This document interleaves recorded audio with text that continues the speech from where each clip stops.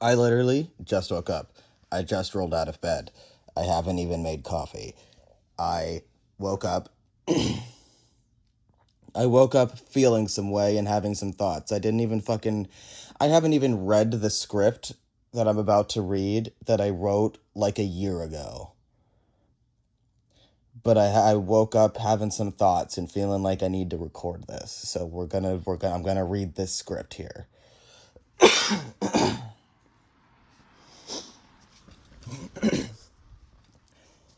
Not to be a Debbie Downer, but there's not going to be a second American Revolution. Sorry. That's just the facts.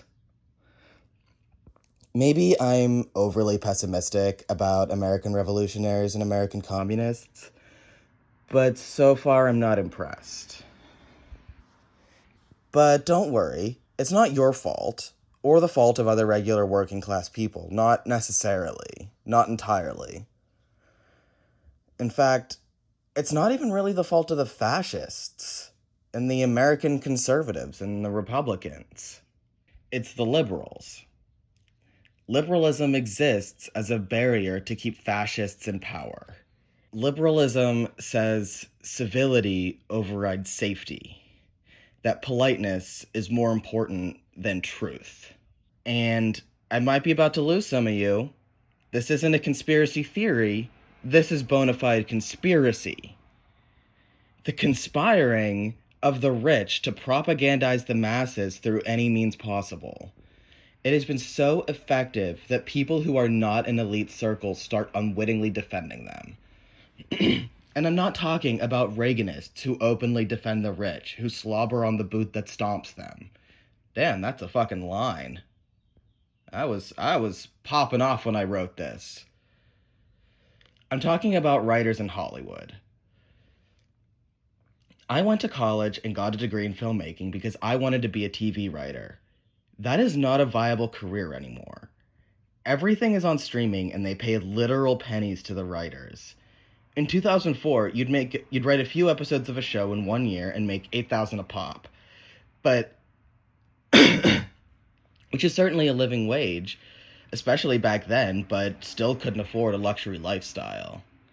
Today, you can write an entire blockbuster #1 trending series and you'll probably make about $100, and that's not even really an exaggeration. Television writers are not rich or elite. Today, they are no longer involved in the actual production whatsoever. They hire 3 people instead of 7 and give them 2 weeks to write a show instead of 10. They're kicked to the curb and given a complimentary fuck you paycheck. Like, it used to be that the writers were involved through the production of the show. Like, they would start recording the first several episodes while the writers were writing the last half of the season. And, like, stuff would hit the air while, like, the pilot episode would hit the air while the writers would still be working on the end of the season, and they could take notes on viewer feedback, because instead of everything dropping all at once, instead of dropping fucking 10 episodes at once, it was once a week for 20 weeks. You know what I mean? It was once a week for 20 weeks that they released an episode, and then okay, this is a completely different argument about how media has no cultural staying power anymore because streaming fucking ruined pop culture, and the dropping every episode at once has been just one of the worst inventions of 21st century media consumption. Anyways, that's not even relevant to this necessarily. I have so many thoughts, but I'll make a different video about that. Anyways, television writers are not rich or elite.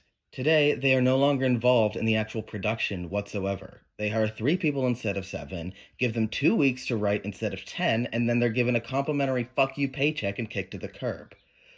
Otherwise, they're people who were already rich and were given the opportunity to write a show because of it. Yet, they too happily write stories about individualism and peace. They write about vigilantes and lone survivors and underdogs. They write about the power of love and friendship and diplomacy. The message is clear across mainstream media. 1. It takes someone special to make change on their own. 2. There is always a peaceful solution. 3. Killing one person as a moral, sane individual makes you as bad as people who slaughter by the thousands. Movie writers do the same things. People on the internet love to diss the old violence is never the answer message in movies as unrealistic standards, but are far too scared to apply it in real life because performing any act of violence against anyone under any circumstances has been elevated to an unforgivable sin in American culture. Unless it's against, like, trans people or black people. Wow, I was so hopeful. The next line of my script says, I have another video about learned helplessness in the US that talks about movie propaganda, and I'd recommend checking it out if you find this one interesting. I go way more in depth into how we're stigmatized against violence. And that's a script I have written and I have recorded. I have to re-record it though because I fucked up the format. But yeah, that video doesn't exist yet, but you should subscribe to my channel and maybe that video will exist someday. I know the propaganda is working, even on devoted revolutionary leftists, because of the response to January 6th. So-called revolutionary leftists got way too pearl-clutching over the insurrection event. Ideology aside, what do you think revolution looks like? Because personally, my biggest takeaway was that I'm sorry that the Nazis are more organized than we are.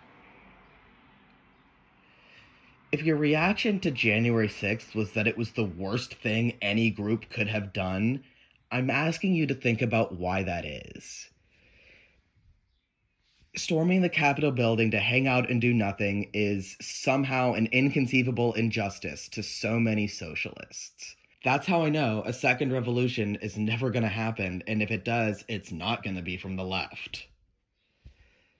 For 7 decades, even longer, I would say far even longer, for the past century, but particularly since the end of World War II, which I think is what I was referring to here, which actually would have been 8 decades ago-ish.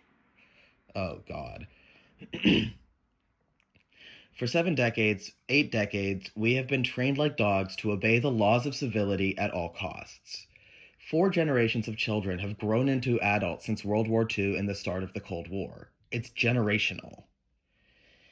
It's been woven into the fabric of American leftism by American liberalism through history taught to us in cherry-picked segments. Heroes in media are fictional and special, and therefore you could never be one of them.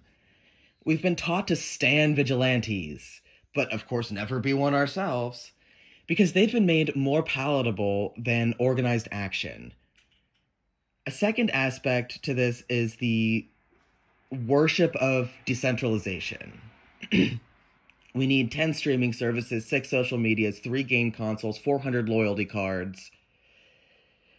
Monopolies under capitalism are bad because the owners of the capital of the companies have no incentive to make their product or service better or even good.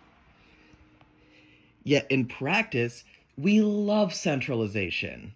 Universal healthcare is a form of centralization, and people want it because it wouldn't be a megacorp running it for the profit, it would be run by the government. And a government that can be held accountable, which doesn't seem to include the US right now. The pressure to actually meet citizens' needs ensures the highest quality healthcare standards. All right, we're going to stop. I'm going to say that again. In a government that can be held accountable, the pressure to meet citizens' needs ensures the government is providing the highest quality service, regardless what that service is. But to my point, there's no way to connect everyone through the internet anymore, if there ever was at all. Doing the work on the ground is hard and exhausting, and frankly, most people don't have the time, energy, or resources to dedicate to a cause, any cause. Everybody lives in a constant state of someone else will do it and then I will join, but are too scared to follow their word even in the event that happens. And it's a pattern I don't really see ending anytime soon. That's it. That's the video.